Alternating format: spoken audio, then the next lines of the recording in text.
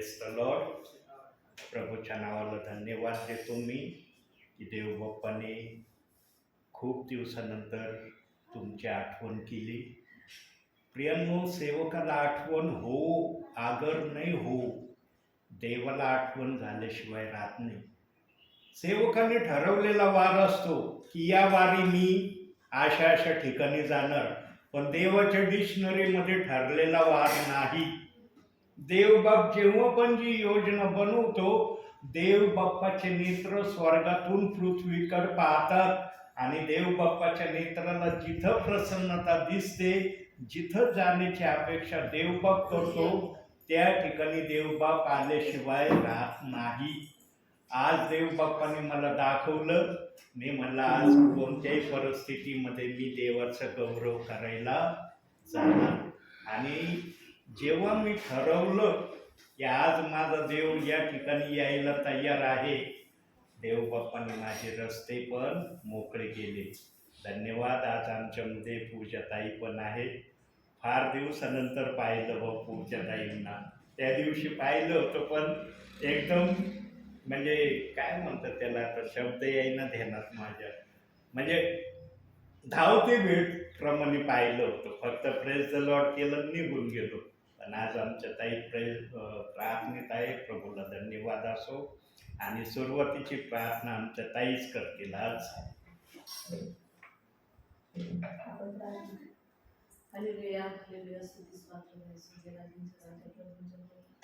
तुझ्या नावाला उंचवते पुन्हा एक वार तुझ्या तुझी स्तुती करण्यासाठी, तुला गौरवण्यासाठी प्रभू तू आमचा उपयोग करून घेतो. त्याबद्दल तुझ्या साहेबांचा प्रवास करतो. पवित्र देवाप्पा, तुझी वचनाची सेवा करण्यासाठी त्यांना तो आमच्यामध्ये घेऊन आला, त्याबद्दल तुझ्या नावाला धन्यवाद देते. त्यांना पवित्र देवाप्पा तुझ्या ज्ञानाने भर, बुद्धीने भर आणि योग्यरित्या प्रभू तुझ्या वचनाची फळ करण्यासाठी तू त्यांना सहाय्य आणि येथे बसलेल्या प्रत्येकावर तुझ्या विधानशी विनंती करण्यात आली. आणि पवित्र नाव आमेन. प्रियांनो, आज सोनं स्वस्त राहिले का? 1.5 लाखाच्या पुढं आज सोन्याचा भाव चाललेला आहे 1 तोळ्यासाठी. 1 तोळा जर कोणाला सोनं खरेदी करायचं असेल तर 1,54,000 किंवा 56,000 रुपये पहिले खिशामध्ये ठेवावा लागतील. तेव्हा 10 ग्रॅम सोनं आम्हाला सोनाराकडून मिळणार. ही आजची परिस्थिती आहे. ही वर्तमान काळाची परिस्थिती देवबाप सांगत आहे. पण भविष्य काळाची परिस्थिती याच्या विरोधातली आहे. याच्या उलट परिस्थिती भविष्यामध्ये येणार आहे आणि त्या भविष्याचा मार्ग देवबाप्पाने सुरू पण केलाय. असं समजू नका आता भविष्यात होईल तेव्हा होईल, सुरू झालाय तो मार्ग. आज सोनं आम्हाला सोन्यासारखं दिसनासं झालंय काही जणांना, कारण त्याचा भाव एवढा वाढलाय. काही जणांजवळ तेवढे पैसे नाहीत की ते सोनं खरेदी करतील. पण भविष्यामध्ये अशी घटना होणार आहे, अशी घटना येणार आहे की मनुष्य सोन्याला केर कचऱ्याप्रमाणे टाकून देणार आहे. काय ऐकलं तुम्ही? केर कचऱ्याप्रमाणे सोन्याला टाकून देणार आहे.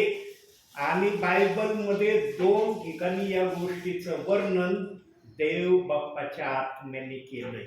यातलं पहिलं वचन आपण बघूया. एहेजकेलाचं पुस्तक 7वा अध्याय 19वा वचन.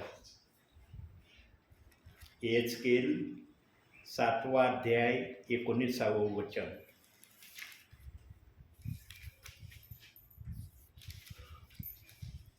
वाचा, मिळालं असलं तर.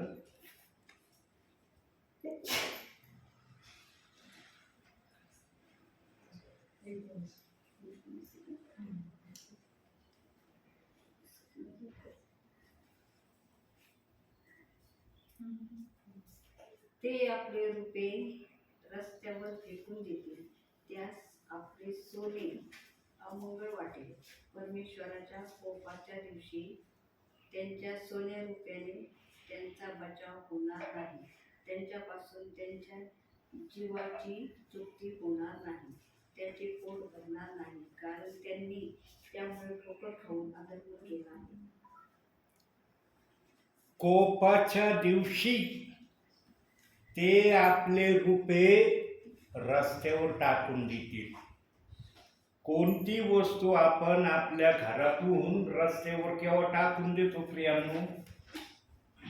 जेव्हा ती वस्तू आपल्याला नापसंत होते किंवा त्या वस्तूची आपल्याला आवश्यकता भासत नाही, तेव्हा आम्ही ती वस्तू रस्त्यावर टाकून देतो किंवा केर कचऱ्यामध्ये टाकून देतो. पण इथं देव बाप्पाचा आत्मा बोलत आहे की ते आपले रुपये रस्त्यावर टाकून देतील. आता सोनं नाणं हे शब्द वापरण्याऐवजी देवाच्या आत्म्याने रुपये हा शब्द त्या ठिकाणी म्हणजे जेवढे पण सोन्यालगत जे महत्वाचे पदार्थ आहेत किंवा जे काही आहे ते सर्व मनुष्य रस्त्यावर टाकणार आहे. आज दिसतंय का रस्त्यावर 1 ग्रॅम सोनं पाडलेलं? दिसतं आम्हाला कोणत्या रोडवर? अरे 1 ग्रॅम कुणीतरी रस्त्यावर टाकून दिलंय. पण प्रियांनो, असा समय येणार आहे आणि त्या समयाला देव बाप्पाने सुरू केलंय. आता ज्या घटना सध्या जगामध्ये आम्हाला दिसू लागल्या आहेत ही त्या गोष्टीची सुरुवात झाली.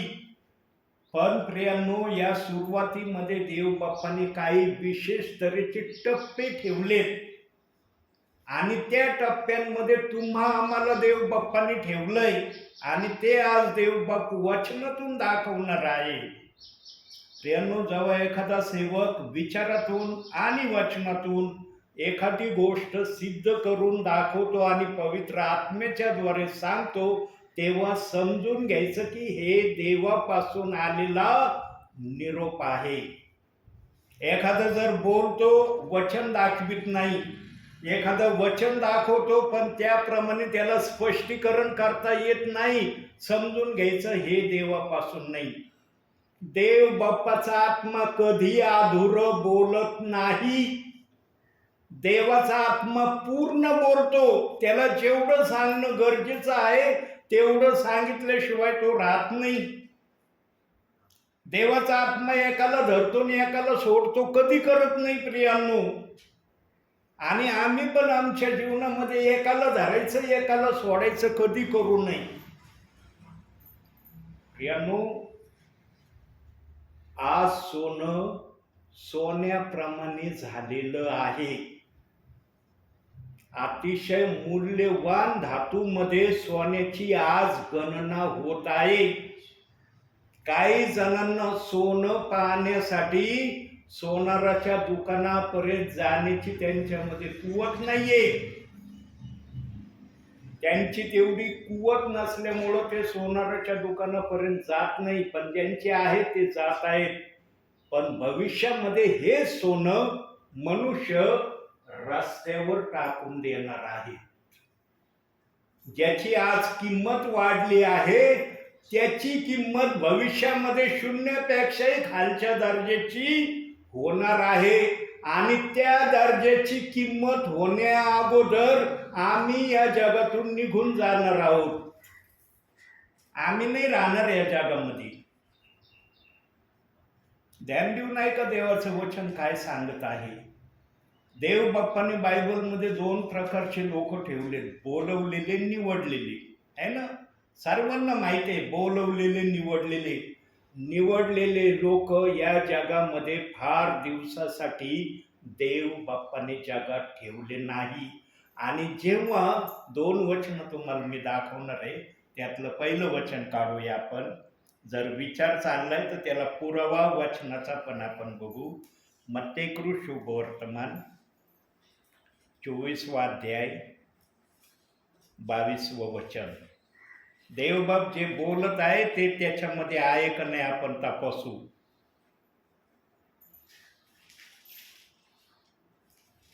24वा अध्याय 22वं वचन वाचा. रेकॉर्डिंग चाललेली आहे.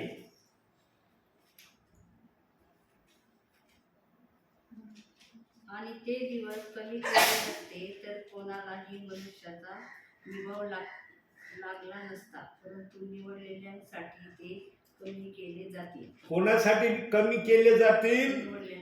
निवडलेल्यांसाठी. आज प्रत्येक जण स्वतःला निवडलेला म्हणतोय ना. आहे का तुम्ही बसलेल्या पैकी कोणी म्हणतं का मी बोलवलेला आहे म्हणून? कधी ध्याना मनातही असा विचार आपल्या येत नाही. आपण प्रत्येक जण काय म्हणतो? मी निवडलेला आहे. चांगली गोष्ट आहे प्रियानो. स्वतःला निवडलेलं म्हणणं वाईट नाही, पण आम्ही त्या निवडलेल्या प्रमाणे वचनाप्रमाणे दिसतो का? वचनात जर तसे दिसत असलो तर आमच्या त्या बोलण्याला किंमत आहे. आम्ही जर वचनाप्रमाणे त्या गोष्टीमध्ये दिसत नसलो तर आम्ही स्वतःची फसवणूक निवडलेला म्हणून करत आहोत. म्हणून देवबापाने एक शब्द दिला. याकोबाचं पत्र 1 अध्याय 22वं वचन. बघा तिथं काय म्हणतोय देवाचा आत्मा. आणि प्रत्येकासाठी म्हणतोय तो, कोणाला तो सोडित नाही.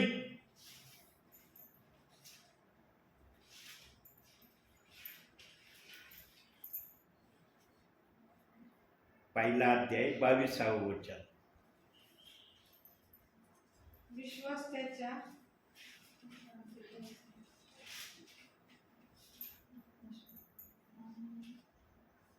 वचनाप्रमाणे आचरण करणारे असा. केवळ अज्ञानी असू नका, अशाने तुम्ही स्वतःची फसवणूक करीत. वचनाप्रमाणे आचरण करणारे असा. सरसकट देव बाप्पाच्या आत्म्याने सगळ्याला आदेश दिलाय. सेवकाला सुद्धा सोडलेलं नाही, याच्यामध्ये विश्वासणाऱ्याला पण सोडलं नाही. आम्ही आमच्या जीवनामध्ये देवाच्या शब्दाला महत्व दिलं पाहिजे. प्रियानो, काल एक ठिकाणी मी रात्री संदेश देत होतो. असा संदेश काल त्या ठिकाणी आला प्रियानो. असं वचन आलं, माझ्या ध्यानामानातही नव्हतं आणि मी स्वप्नातही विचार केला नव्हता. आणि कालचा संदेश रेकॉर्ड आहे या मोबाईलमध्ये. तुम्हाला तो संदेश ऐकायला मिळणार आहे. योहान 1:1 वचनावर देवबाप बोलला. प्रारंभी शब्द होता, शब्द देवासह होता आणि शब्द देव होता. यावर देवबाप इतकं ब्रिलियंट बोलला. 1 घंटा 2 मिनिटं ह्या एका वचनावर देवबाप काल बोलला. आणि अशा गोष्टी पवित्र आत्म्याने एदेन बागेतल्या सांगितल्या, ज्या कधी आमच्या बुद्धीतही आल्या नसतील. आमच्या बुद्धीने त्या गोष्टीचा विचारही केला नसेल. त्या गोष्टी एदेन बागेमध्ये आणि एदेन बागेच्या बाहेर आतमध्ये काय होतं, बाहेर देवबाप्पाने पाप झाल्यावर काय ठेवलं, इतकं सुंदररित्या त्या परिवारामध्ये वचन आलं. प्रियांनो, असा तो परिवार आहे. त्या परिवारामध्ये जेव्हा पण माझं जाणं होतं आत्म्याच्या प्रेरणेने, देवाचा आत्मा असं वचन पाठवतो की ते प्रियजन तर आशीर्वादित होतातच होतात, पण मी बोलणारा दास सुद्धा बोलता बोलता आशीर्वादित होतो. प्रार्थना ही आशीर्वाद देणारी असते प्रियांनो. लक्षात ठेवा, प्रार्थना ही वेळ घालवणारी नसते. प्रार्थनेला देव बाप्पाने वेळ घालवण्याचा दर्जा दिलेला नाही. प्रार्थना म्हणजे आशीर्वाद घेणं आहे, निरोप ऐकणं आहे. का सगळे काम सोडून तुम्ही बसलात प्रार्थनेला? तुम्हाला जर म्हटलं असतं प्रार्थने व्यतिरिक्त असं फालतू तुम्ही येऊन बसले असते का? प्रत्येक जण म्हणलं असतं मला काही ना काही करायचं आहे, काही ना काही माझं काम आहे. पण जेव्हा देवाची गोष्ट येते तेव्हा आपल्या कामाला बाजूला ठेवलं जातं, देवाच्या कामाला प्राधान्य दिलं जातं. आणि विश्वासणाऱ्यांना पण या गोष्टीची जाणीव आहे, आम्ही देवाचा जेवढा सन्मान करू, देवबाप आमचा तेवढा सन्मान करणार. प्रियांनो, आम्ही देवाला उंच केलं ना, देव आम्हाला उंच केल्याशिवाय राहणार नाही. पण आम्ही वाट पाहणं गरजेचं आहे. वाट पाहून आम्ही उंच झालं पाहिजे. उतावळीने उंच होण्यामध्ये अर्थ नसतो. मग ते म्हणतात ना, खूप झाडावर चढवलं आणि खालून कुऱ्हाडीने झाड तोडायला लागलं, मग काय होतं, झाड काढल्यावर जो कोणी उंच असेल तो कुठे येतो, खाली येतो. पण देवाने जर उंच चढवलं ना, तो कधी खाली येत नाही, तो उंचावरच राहतो. आणि देवाच्या सेवकांना परिवारामध्ये पाठवणं याच गोष्टीला प्रमाणित करतं देवाच्या नजरेमध्ये. देव बाप्पाला विश्वासणाऱ्याला उंचावर घेऊन जायचं आहे, त्यांना उंच करायचं आहे. कारण विश्वासणाऱ्याने प्रत्येक वेळेला प्रभूला नम्रतेच्या द्वारे उंच केलं आहे. म्हणून आता प्रभू पण अंतिम समयामध्ये काही परिवारांना उंचावर नेणार आहे. ज्यांच्या ज्यांच्या प्रार्थना देव बाप्पाने ऐकल्या आहेत, ज्यांनी ज्यांनी देव बाप्पाकडे आपल्या मनातल्या इच्छा देव बाप्पाला कळवल्यात, त्या इच्छा तुमच्या भंग नाही होणार बरं का.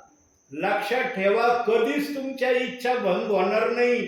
आदामाने 100 वर्ष वाट पाहिली मूल होण्यासाठी. त्याचं शरीर निर्जीव झालं होतं, पण आत्मा निर्जीव झाला नव्हता. त्याचा आत्मा तसाच होता जसा देवाने त्याच्या शरीरात पाठवला होता. त्याचा आत्मा सदृढ होता, बलवान होता, देवाच्या वचनाला धरून सगळ्या गोष्टी करणारा होता. म्हणून त्याला 100व्या वर्षी देव बाप्पाने मूल दिलं आणि त्याच्याद्वारे सगळे कुळं आशीर्वादित देव बाप्पाने केली. आमचं शरीर वयोवृद्ध होतं बरं का, आत्मा वयोवृद्ध होत नाही.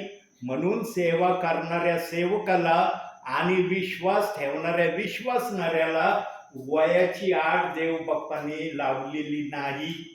सेवक सेवा करताना त्याला वयाची आट आहे का, की त्याने एवढ्या वर्षापर्यंत सेवा करायची, एवढ्या वर्षाच्या पुढे त्यांनी सेवा करायची नाही, असं दिलंय का वाचनामध्ये?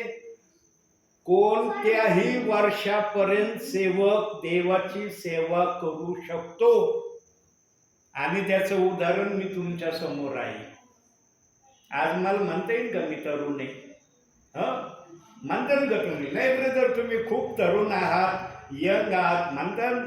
माझा चेहरा पाहिल्यावर तुमच्या लक्षात येईल किंवा इतरांच्या लक्षात येईल की हे वयोवृद्ध स्थितीकडे चाललेले सेवक आहे. प्रियांनो, देवाने सेवेला कोणत्याही प्रकारची आड घातली नाही हेच सांगायचं आहे. आणि आजचं वचन आलंय की मनुष्य शेवटच्या समयामध्ये आपलं रूप रस्त्यावर टाकून देणार आहे. का टाकून देणार आहे? कारण प्रियांनो, त्या समयामध्ये एक घटना होणार आहे. काय घटना होणार आहे? वचनातून बघू आपण. आमोसाचं पुस्तक 8वा अध्याय 11वं वचन. ही घटना झाल्यावर रस्त्यावर रूप टाकण्याच्या प्रक्रिया सुरू होणार आहे.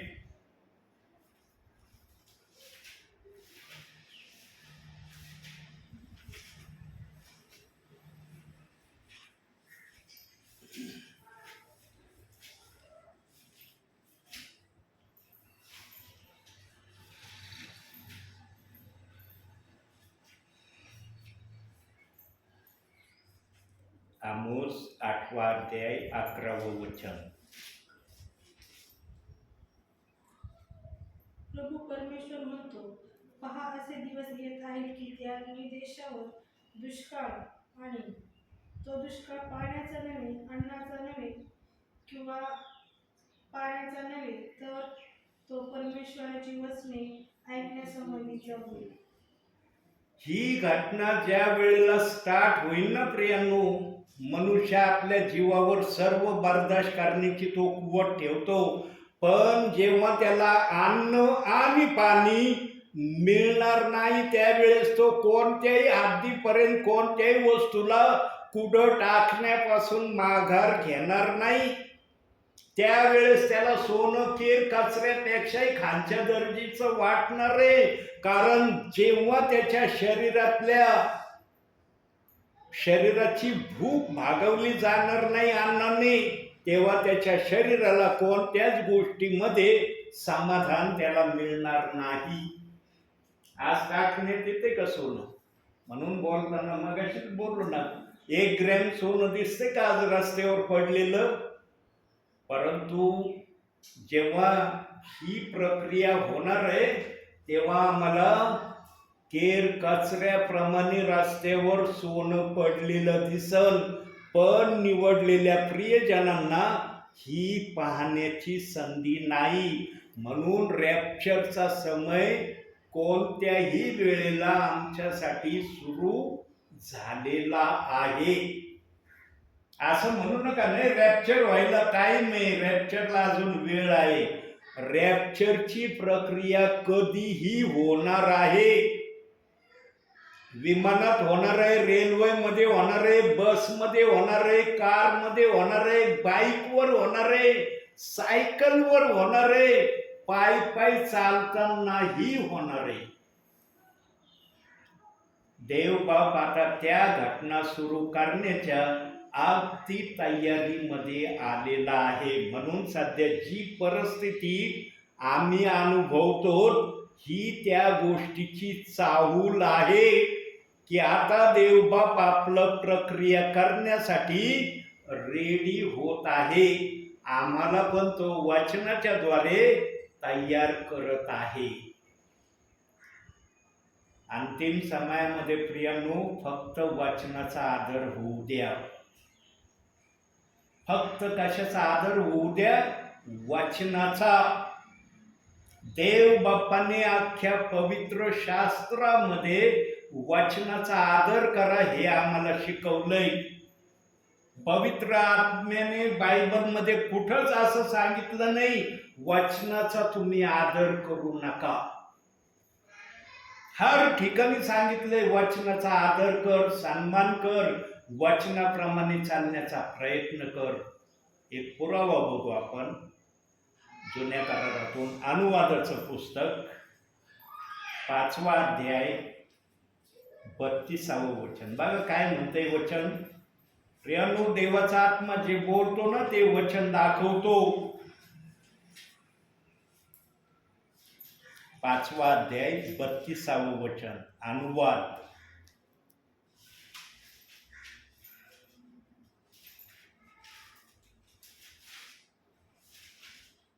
म्हणून तुम्ही आपला देव परमेश्वर याच्या आज्ञा काळजीपूर्वक पाळा, उजवी डावीकडे वळू नका. बघा काय म्हणते देवाचं वचन. काळजीपूर्वक, निष्काळजीपणाने नव्हे, काळजीपूर्वक देवाचं वचन पाळा. देवाचं वचन सांगतंय. आज तुम्ही देवाच्या उपस्थितीमध्ये बसलात ना, म्हणता येईल ना तुम्हाला स्वतःला की आम्ही देवाच्या उपस्थितीमध्ये बसलो. आपल्या मनाला देवाच्या उपस्थितीमध्ये प्रश्न करा, काय मी देवाचं वचन काळजीपूर्वक पाळणार आहे? जर आत्मा तुम्हाला कुठं कच खाताना दिसला तर जिथं कच खातोय ती कच भरून काढा. तुम्हीच काढा, इतर काढणार नाही.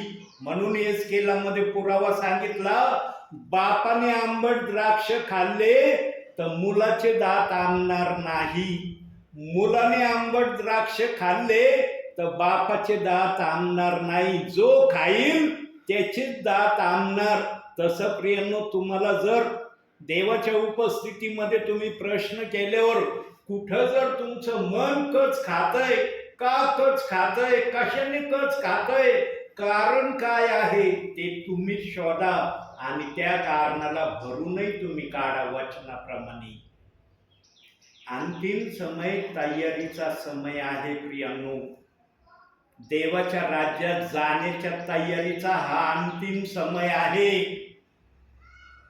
येशू ख्रिस्ताचं येणं काय जणांना स्वप्नामध्ये वाटायला लागलंय बरं का. जसं स्वप्न पडतं ना, अरे स्वप्न पडलं होतं तसं येशू ख्रिस्ताचं येणं काही जणांना वाटू लागलंय. आणि हे कोणाला वाटतं प्रियांनो? जे वचनात नसतात ना त्यांनाच वाटतं. जे वचनात असतात ना त्यांना कधीच असं वाटणार नाही. ते म्हणते ना, अरे माझा प्रभू आत्ता येईल, आत्ताच्या घडीला येईल, मला घेऊन जाईल. जो वचनाचा आदर करतो ना, देवबाप त्याचा आदर करतो. म्हणून आम्ही वचनामध्ये राहणं गरजेचं आहे. याही गोष्टीला आपण तपासू. नीतिसूत्रे 16वा अध्याय 20वं वचन बघा. इथं काय देवबाप बोलतोय. नीतिसूत्रे 16वा अध्याय 20वं वचन.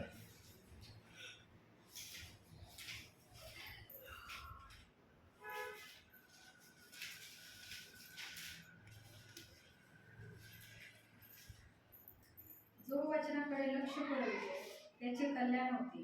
जो परमेश्वरावर भाव ठेवितो तो धन्य. काय म्हणतंय वचन?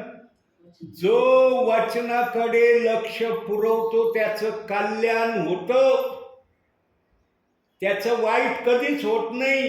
कल्याण व्हायला उशीर जरूर लागल, उशीर लागल, हे देवबाप्पांनी मान्य केलंय.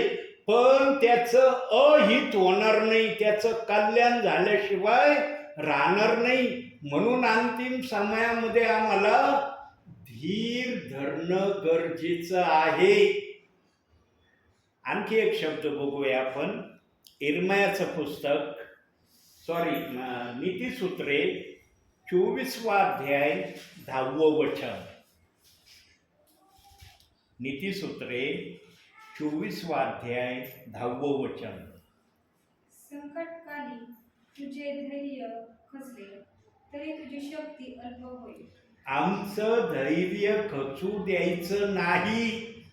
आम्ही देवाची प्रजा आहोत, देवाचे वारिसगण आम्ही आहोत. आम्ही साधारण नाही प्रियांनो. जगामध्ये आम्हाला साधारण समजलं जात आहे, साधारण समजलं जाईल, पण देवाच्या नजरेमध्ये आम्ही साधारण लोक नाही. म्हणून त्याने आम्हाला काय दर्जा दिलाय बघूया. दर्जा पण रोमकारसपत्र 8वा अध्याय 14वं वचन. रोमकारसपत्र 8वा अध्याय 14वं वचन. कारण आपल्याला ठाऊक आहे की नियमशास्त्र आध्यात्मिक स्वरूपाचे आहे. मी तर जरी पापाला विकलेला असा आहे. ते आहे का? रोमकारसपत्र 8वा अध्याय 14वं वचन. कारण जितक्यांना देवाचा आत्मा चालवित आहे तितके देवाचे पुत्र आहे. कोण आहेत आपण? देवाचे आम्ही साधारण लोक नाही प्रियांनो. कधी कधी आम्ही वचनात नसल्यामुळं आम्ही साधारण समजतो. खालच्या पातळीला आम्ही स्वतःला घेऊन जाण्याचा कधी कधी प्रयत्न करतो. पण देवाचा आत्मा तिथं साक्ष देतय. जितक्यांना देवाचा आत्मा चालवितो तितक्यांबद्दलच देवाचा आत्मा बोलतोय बर का. देवाचा आत्मा सर्वांविषयी नाही बोलत. ज्यांना देवाचा आत्मा चालवितो ते देवाचे पुत्र आहेत. अब्रामाला देवाचा आत्मा चालवित होता म्हणून त्याला वयाच्या 100व्या वर्षी देव बाप्पांनी पुत्र दिला. आदामाने आशा सोडली होती. स्वारेने तर मनातही आणलं नव्हतं की अशा वयात मला मुलगा होईल. पण देवाने दाखवून दिलं की मी कोणत्याही समयामध्ये काही पण करण्यामध्ये माझ्याजवळ सामर्थ्य आहे. आणि त्यांनी शब्द दिला होता अब्रामाला. काय शब्द दिला होता? मत्तेकृत शुभवर्तमान 8वा अध्याय 3रा अध्याय 8वं वचन. हे अब्रामाला अभिवचन देव बाप्पांनी दिलं होतं. पण देवाला या अभिवचनापर्यंत यावं नाही लागलं. 3रा अध्याय मत्तेकृत शुभवर्तमान 8वं वचन.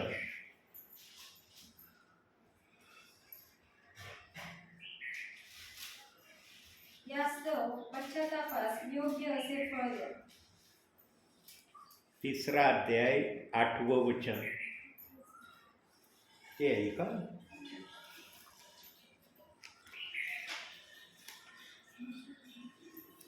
सांगा एक मिनिट, माझ्या इथून चुकलाय का?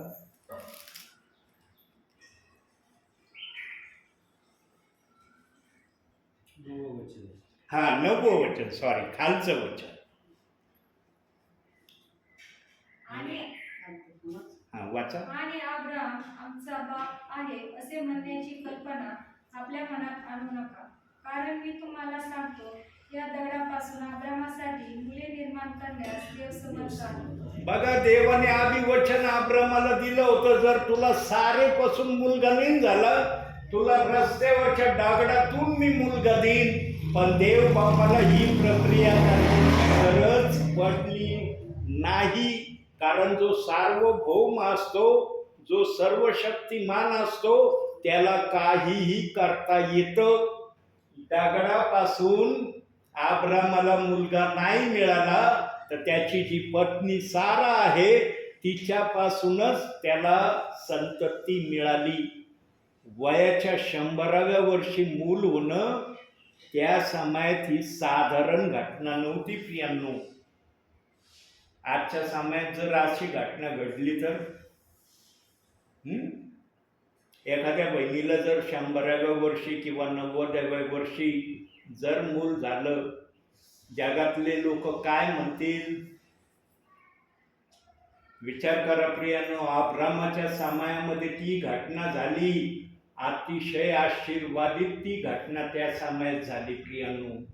वयोवृद्ध स्थितीमध्ये सारेने आणि अब्रामाने आपल्या पुत्राला डोळे भरून पाहिलं आणि त्या पुत्राची कीर्ती पण त्यांनी काही वर्ष पाहिली. केवळ पुत्र दिला असं नाही, तर त्याचं सर्व काही जे काही त्यांनी केलं मुलांनी ते देखील बायबलमध्ये सांगण्यात आलंय. प्रियांनो, देव बाप्पाला या समयामध्ये कोणत्या लोकांची गरज आहे माहिती आहे? ऐकणाऱ्या लोकांची देव बाप्पाला या समयात गरज आहे. ही शेवटची फायनल स्टेज विश्वासणाऱ्यांसाठी, सेवकांसाठी आहे. जर ऐकलं तर निश्चित कल्याण तुमच्या नावावर राहील. अब्राम जर म्हणला असता, आता मी म्हातारा झालो, मला काय मूल होईल, मी कधीच बाप नाही होणार, कधीच मूल नाही पाहणार, त्याने आपल्या विश्वासाला कमजोर केलं नाही. त्याने आपल्या विश्वासाप्रमाणे मान्य केलं की देव कोणत्याही समयामध्ये काही पण करण्यास समर्थ आहे. आमचा आहे का अब्रामासारखा विश्वास? आमच्यावर जरासं संकट आलं ना, त्यावेळेसच आमच्या विश्वासाची खरी कसोटी देव बाप तपासतो. याचा विश्वास किती मोठा आहे का छोटा आहे? संकटामध्ये आम्ही खचलं नाही पाहिजे, संकटामध्ये आम्ही अधीर नाही झालं पाहिजे. संकटाचा सामना आम्ही सहनशक्तीने, सहनतेने सामना त्या गोष्टीचा करावा. यामध्ये देवाच्या लोकांची, दासाची धन्यता आहे. प्रियांनो, देवबाप प्रत्येकाला तपासतो, प्रत्येकाचं मन अंतःकरण तो जाणतो. ज्याच्या जवळ काही आहे ना त्याला दिलं जातं, ज्याच्या जवळ नाही ना त्याच्या जवळ जे काही आहे ते पण काढून घेतलं जातं. बायबलमध्ये शुभवर्तमानामध्ये देवबाप हेच बोलला, ज्याच्या जवळ आहे त्याला दिलं जाईल, ज्याच्या जवळ नाही त्याच्या जवळ जे काही आहे ते पण काढून घेतलं जाईल. प्रियांनो, आमच्यामध्ये जे आहे ते जर आमचं काढून घेतलं ना, आमच्यासारखे दुर्दैवी या जगामध्ये कुणी नाही. देवाला देण्याचा अधिकार आहे, देवाला काढून घेण्याचा अधिकार आहे. जर आमच्यामध्ये जे आहे ते जर आम्हाला टिकवायचं असेल तर वचनामध्ये राहण्याशिवाय दुसरा पर्याय नाही. एक अध्याय वाचण्याचं मागील दिवसामध्ये काही वर्षापूर्वी मी बोलत होतो प्रत्येक परिवारात की 24 तासात एक अध्याय वाचणं गरजेचं आहे. पण अंतिम समयामध्ये अशी वेळ अशी घटका आलेली आहे. आता कमीत कमी विश्वासणाऱ्यांना सेवकांना 24 तासामध्ये म्हणता आलं पाहिजे की मी कमीत कमी 7 अध्याय वाचले. कमीत कमी 7 हा अक्षर पूर्णतेचं दर्शक आहे. कमीत कमी 24 तासामध्ये प्रियांनो येणाऱ्या दिवसामध्ये 7 अध्याय वाचण्याची तयारी तुम्ही करण्याची तयारी करा. त्याच्यासाठी कसा वेळ काढायचा, काय करायचं हे तुम्ही ठरवा. जगातले काम सोडून द्यायला देवाने सांगितलं नाही, पण देवाच्या वचनाकडे दुर्लक्ष करायला पण देवाने सांगितलं नाही.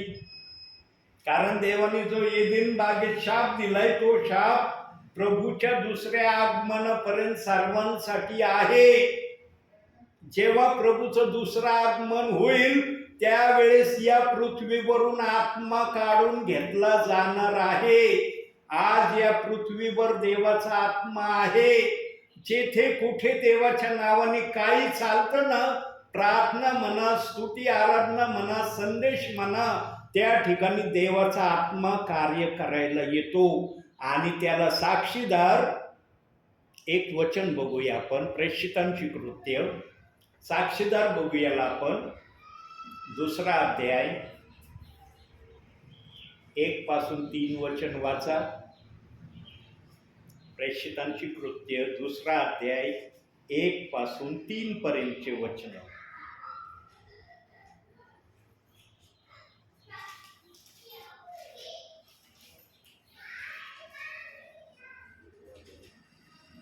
दुसरा अध्याय प्रेषितांची कृत्य 1 ते 3 वचन.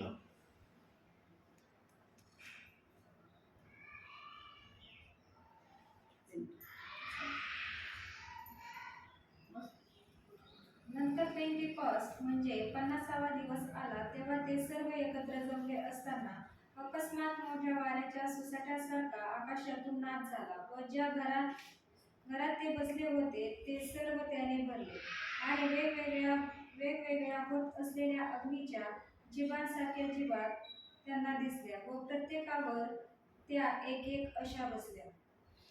माडीवर किती जण बसले होते देवाच्या सानिध्यामध्ये? 120 जण बसले होते.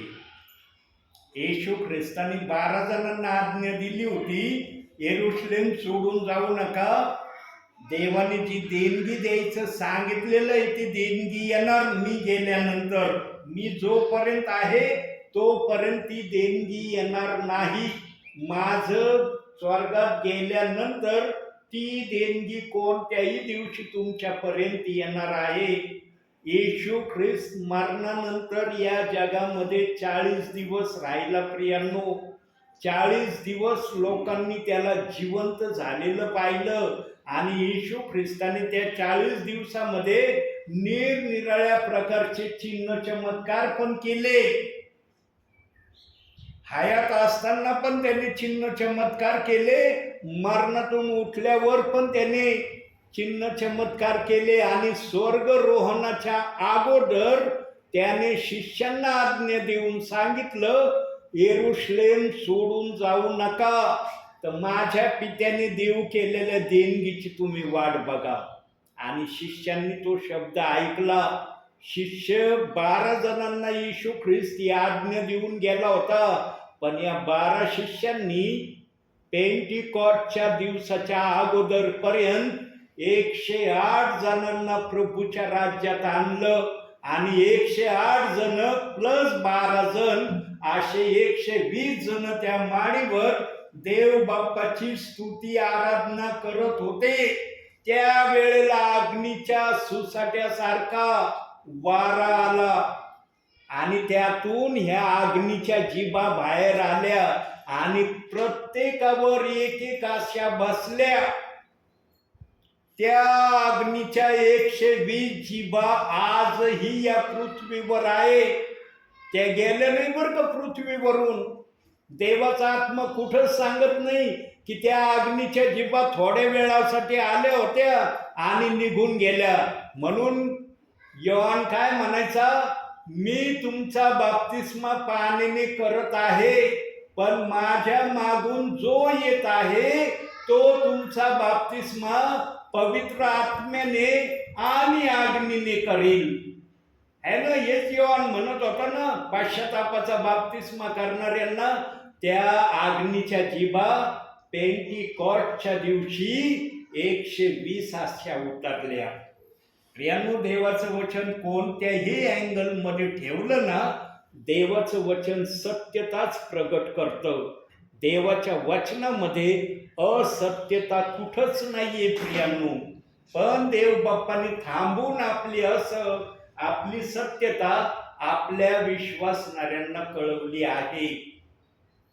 12 जणांना येशू ख्रिस्ताने सांगितलं होतं. ते म्हणले का आपल्यालाच सांगितलं, आपणच स्तुती आराधना करू, इतरांना आपल्यामध्ये सम्मिलित नाही करायचं असं म्हणले. कारण ज्याच्याजवळ देवाचा आत्मा असतो ना प्रियांनो, त्याला देवाच्या राज्यामध्ये लोक आणण्याची उत्सुकता असते. लक्षात ठेवा. आणि तोच आत्मा आमच्यामध्ये देवाने ठेवलाय. असं समजू नका त्या काळातल्या लोकांसाठी तो आत्मा होता, आमच्यासाठी वेगळा आलाय. तोच आत्मा आहे, तीच अग्नीची जीभ आमच्यामध्ये आहे. पण त्या अग्नीच्या जिभेला आम्ही किती चालवितो आमच्या शरीरातून, याचं परीक्षण प्रत्येकाने करणं गरजेचं आहे. ती अग्नीची जीभ आजही आमच्यामधून कार्य करायला उत्सुक आहे. आम्ही आहोत का उत्सुक तसे? म्हणून देवाने एक वचन सांगितलंय. काय पाहूया जरा. याकोबाचं पत्र 4था अध्याय 4थंच वचन बघा काय म्हणतंय ते वचन. यामुळं त्या अग्नीच्या जिभेला कधी ते काम करता येत नाही बरं का.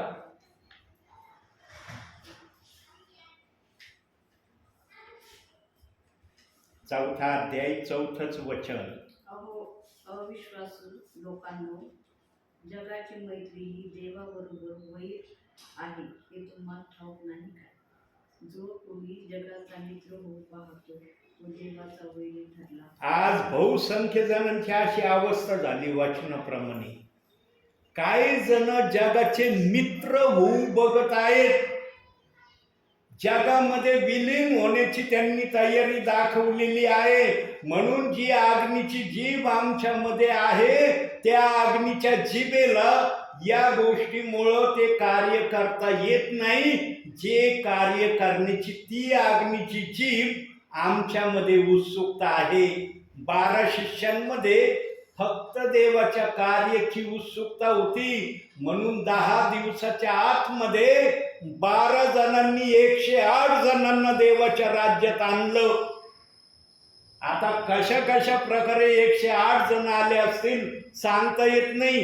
पण पेंटिकॉस्टच्या दिवशी आम्हाला देवाचा आत्मा सांगत आहे, माडीवर 120 जण प्रभूची स्तुती आराधना करत होते. प्रियांनो, ज्याच्या जवळ आत्मा असतो ना, तो शांत बसत नाही कधी. ध्यानात ठेवा. त्याला देवाचा आत्मा कधी शांत बसू देत नाही. प्रियांनो, किती दुःखी व्यक्ती असला ना, किती दुःखाने तो गांजलेला रंजलेला असला ना, ज्याच्यामध्ये देवाचा आत्मा आहे ना, त्याला देवाचंच काम करायला तो आत्मा सांगतो. जगामध्ये असं कोणताच व्यक्ती नाही प्रियांनो ज्याच्या जीवनात दुःख नाही. कमी जास्त दुःख आहे आमच्या जीवनामध्ये. कोणालाही असं पूर्णपणे मनाने म्हणता येत नाही मी दुःखी नाही. काही ना काही दुःख आहे. पण या दुःखामधून आम्ही देवाचा सन्मान करणं हे देवाच्या दृष्टीने आदरणीय आहे. म्हणून देव बाप्पाच्या नावाने आम्ही कार्य केलं पाहिजे. आणि देवाची इच्छा काय आहे? काय देव बाप्पाची इच्छा? बघूया आपण. मला योहान कृष्ण शुभवर्तमान 15वा अध्याय 16वं वचन. काय देव बाप्पाची इच्छा आहे बघा त्या वचनामध्ये.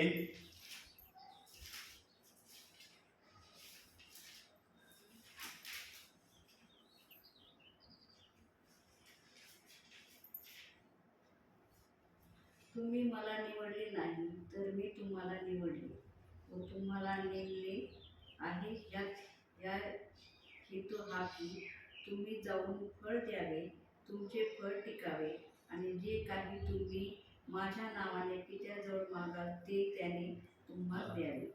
फळ देण्यासाठी आम्हाला देव बाप्पांनी निवडले. देवाने पण आम्हाला फुकटने निवडलं बरं का. फुकट आम्हाला देवाने आपल्या राज्यात घेतलं नाही. त्याने पण आमचा उपयोग करण्यासाठीच आपल्या राज्यात घेतलंय.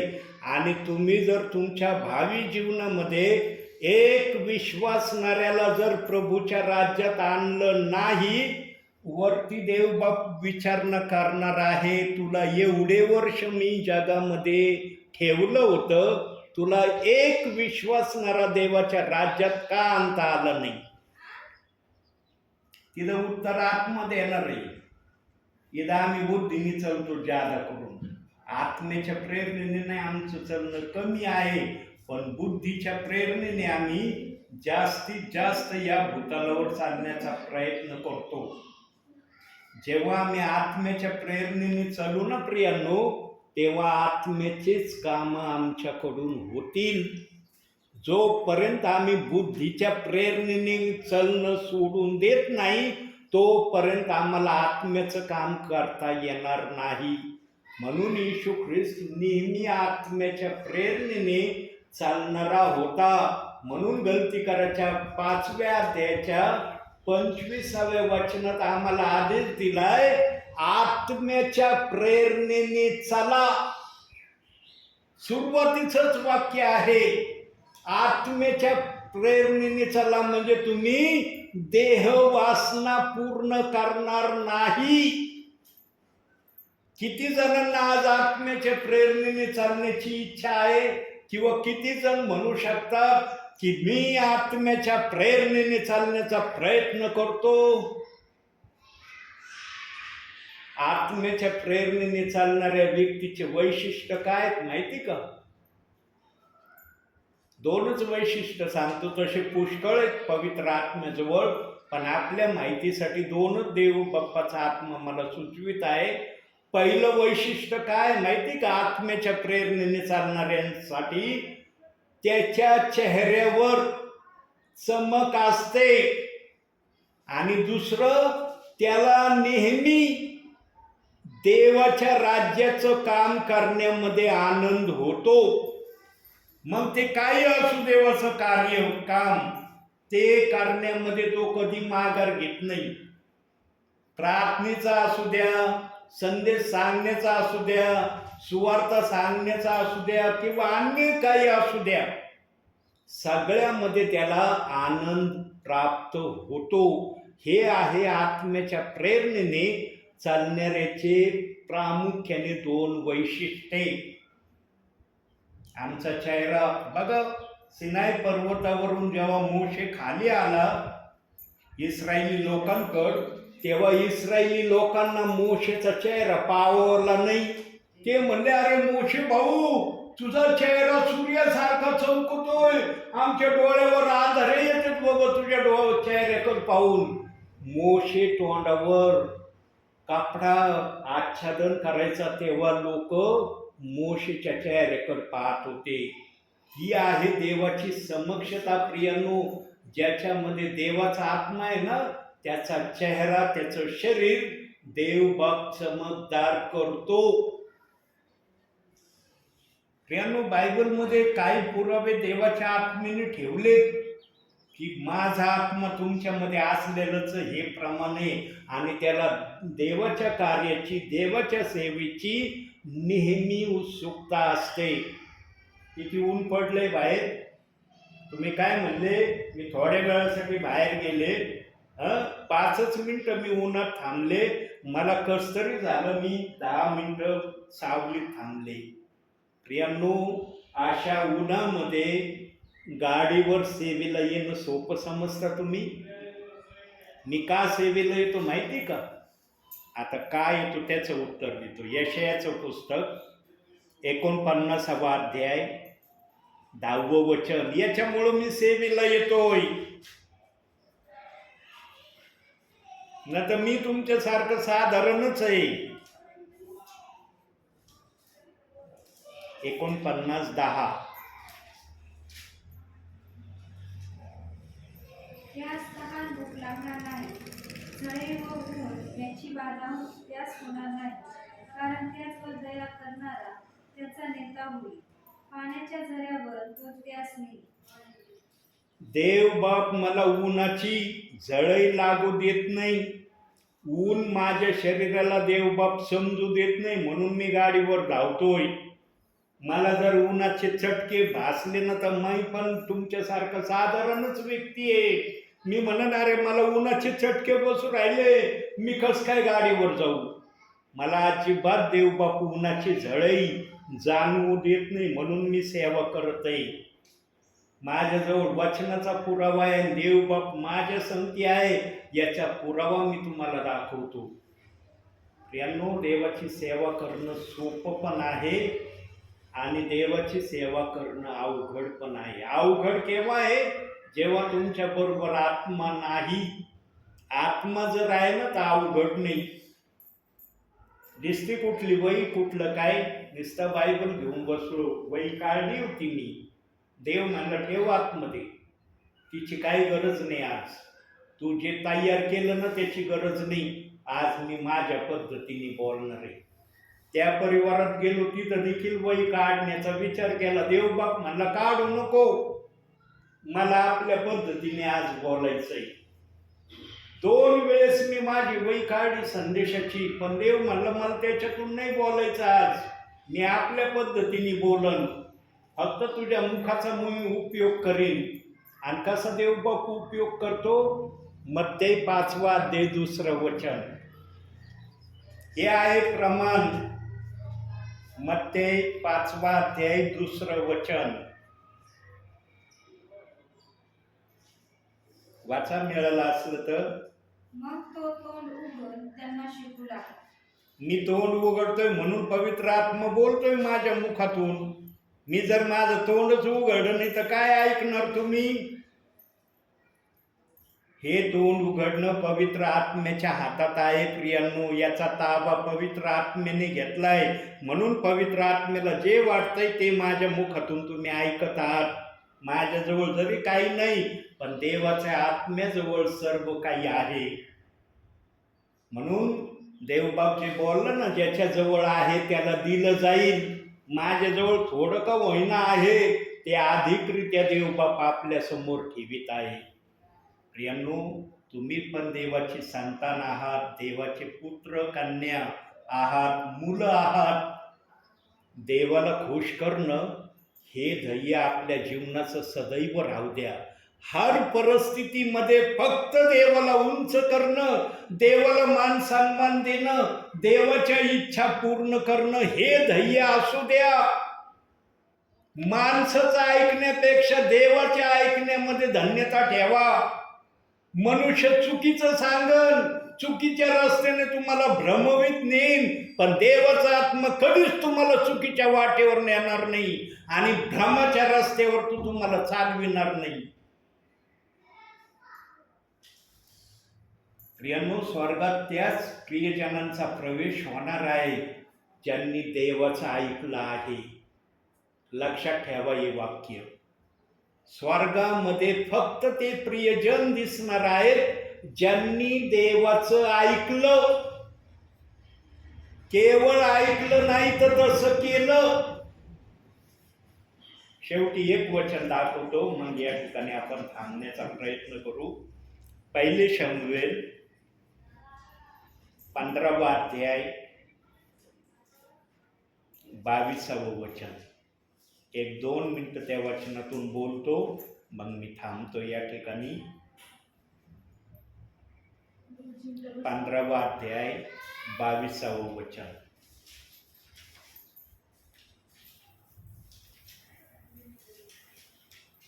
तेव्हा शमूएल म्हणाला, परमेश्वराचा शब्द पाळल्याने जसा त्याला संतोष होतो तसा होमानी व यज्ञांनी होतो काय? पहा, यज्ञापेक्षा आज्ञा पाळणे बरे, देडक्याच्या गोप्यापेक्षा वचन ऐकणे बरे. काय ऐकणे बरे? वचन. तिथं लिहिलंय का माणसाचं शब्द ऐकणे बरे? ज्याच्या जीवनामध्ये देवाचं वचन ऐकणं आहे ना, तो सदा सर्वदा आशीर्वादित आहे देवाच्या नजरेत. माणसाच्या नजरेत तो काही असो त्याला चिंता नाही, पण तो देवाच्या नजरेमध्ये आशीर्वादित आहे, कारण त्याने देवाचं वचन ऐकलंय आणि देवाच्या वचनाप्रमाणे करण्याचा प्रयत्न केलेला आहे. अब्राम आमच्यासाठी शेवटच्या स्टेजचं माध्यम देवाने ठेवलंय की देव बाप आम्हाला कोणत्याही समयामध्ये आशीर्वाद द्यायला समर्थ आहे. अब्राम हा शेवटचा स्टेज आहे. बायबलचा आत्मा सांगतो 70-80 वर्षच आमच्या आयुष्याच्या आजच्या आहेत. पण प्रियांनो, जरी आमचे 70-80 वर्ष या भूतलावरचे देव बाप्पांनी केलेले आहेत, जो वचनाला ऐकतो त्याप्रमाणे करतो त्याला आपल्या जीवनामध्ये 70-80 वर्षाच्या आत देव बाप आशीर्वादित केल्याशिवाय राहणार नाही.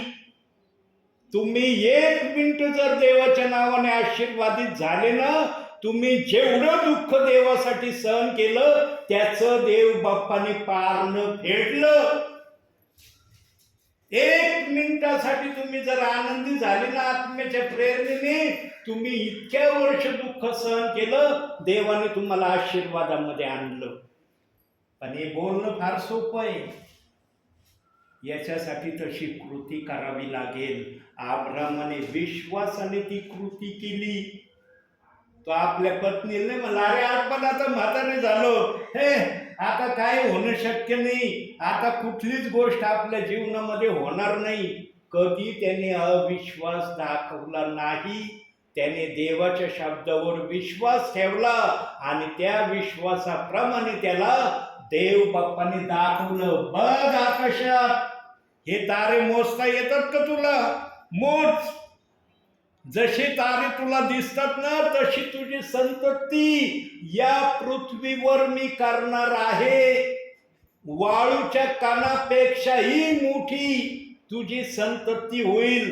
आणि त्याचं प्रमाण गलती करायच्या 3ऱ्या अध्यायाच्या 29व्या वचनामध्ये देव बाप्पाने प्रमाणित केलंय.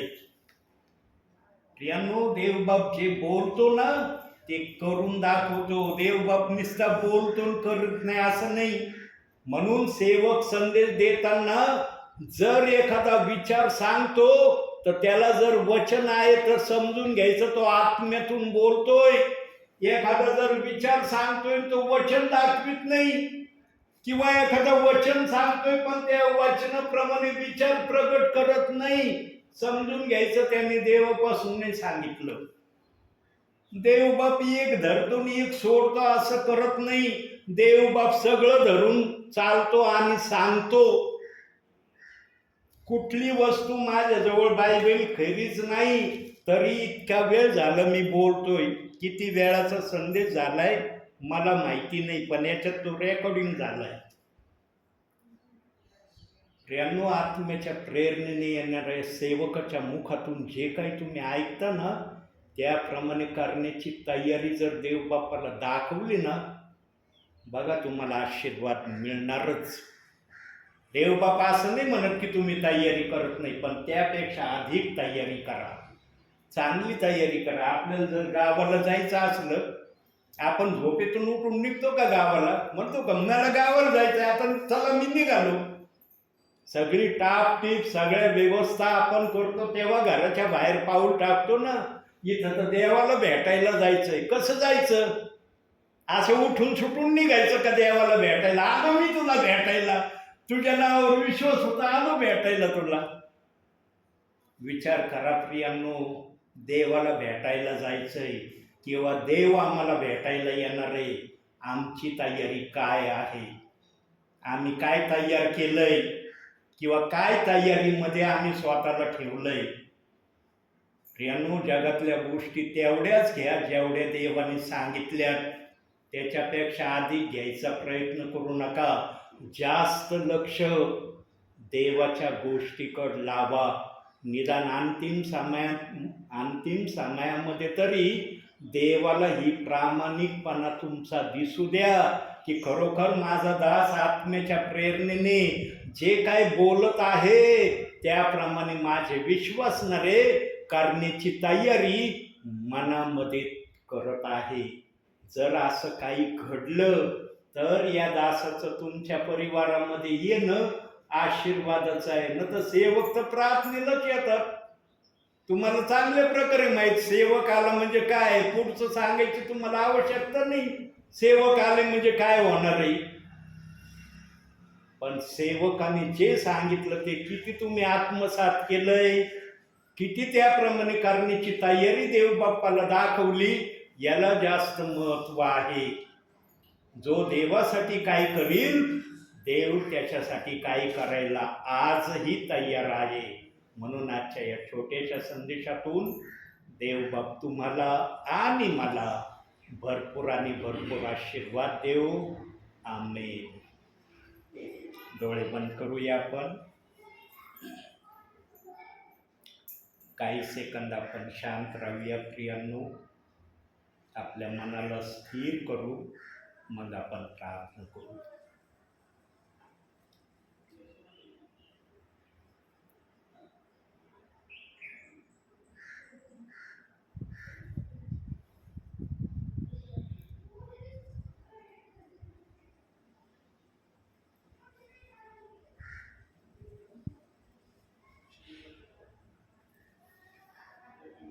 धन्यवाद के साथ स्तुति गाऊंगा, हे यीशु मेरे खुदा. धन्यवाद के साथ स्तुति गाऊंगा, हे यीशु मेरे खुदा. उपकार है तेरे बेशुमार, कोटि कोटि स्तुति. धन्यवाद. धन्यवाद के साथ स्तुति गाऊंगा, हे यीशु मेरे खुदा. उपकार है तेरे बेशुमार, कोटि कोटि स्तुति. धन्यवाद. योग्यता से बढ़ के दिया है अपनी दया से तूने मुझे. योग्यता से बढ़ के दिया है अपनी दया से तूने मुझे. मांगने से ज्यादा मिला मुझे, आभारी हूँ प्रभु मैं. मांगने से ज्यादा मिला